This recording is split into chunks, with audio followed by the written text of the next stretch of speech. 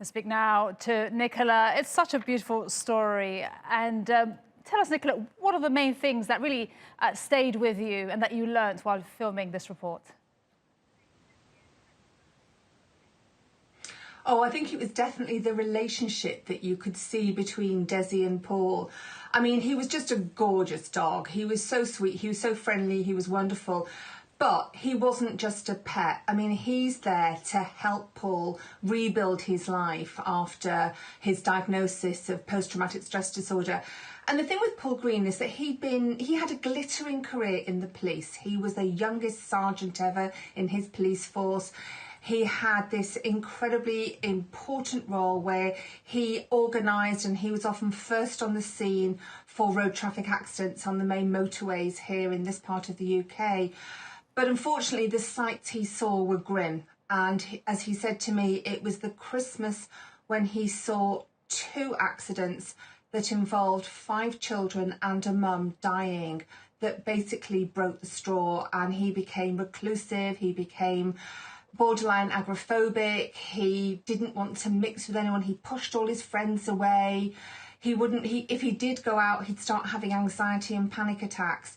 And that's why his wife basically said, look, you know, something needs to be done. I mean, he was having counselling, he was having support, but he said was incredible, and his family support was amazing.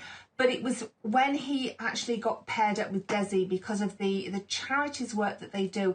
And it's really interesting, Maria, because what they do is that they teach the person who has PTSD, how to train the dog. And by just having to do that, brings them out of themselves, and that in itself gives them a focus, a reason to get up.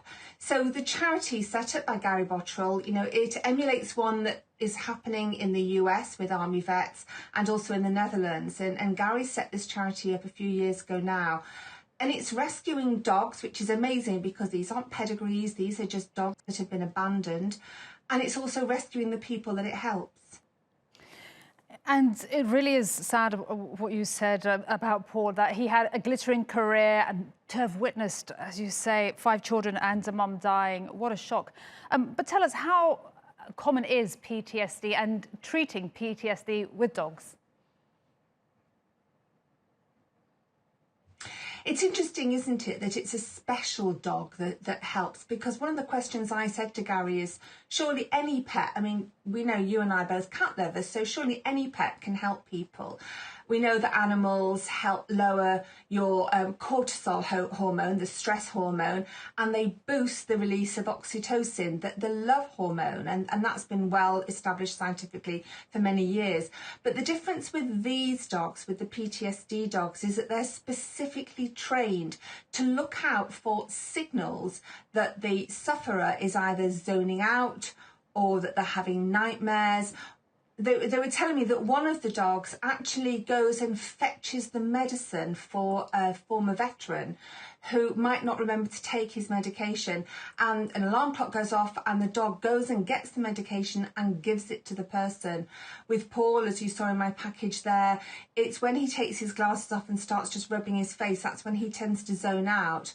And Desi knows that, so he jumps up, as we saw, and, you know, paws him to bring him back to earth.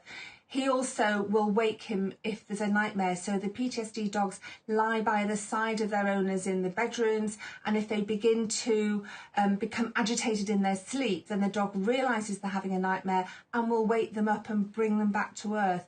I mean, it's amazing what they're doing. It's amazing, really, that they get the medicine. What a wonderful piece of detail there. Nicola, thank you so much for bringing us this story. Nicola Hill, thank you.